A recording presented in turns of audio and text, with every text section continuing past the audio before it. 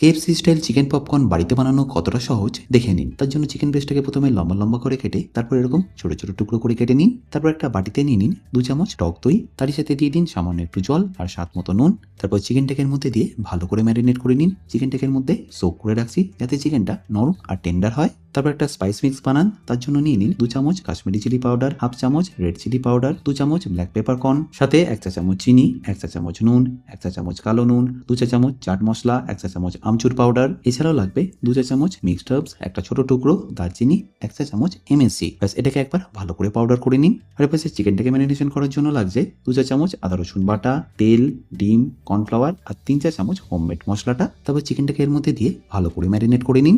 এবার চিকেনটাকে যে ময়দা ডাস্ট করবেন তাতে দিয়ে দিন সামান্য একটু নুন আর ব্ল্যাক পেপার পাউডার, আর পারলে একটু হোমমেড মশলাটাও এখানে দিয়ে দেবেন। এরপর ঠিক আমি যে প্রসেসে চিকেনটাকে ডাস্ট করে ফ্রাই করব সেই প্রসেসেই করে নিন। ব্যাস তাহলেই রেডি হয়ে গেল আপনাদের চিকেন পপকর্ন।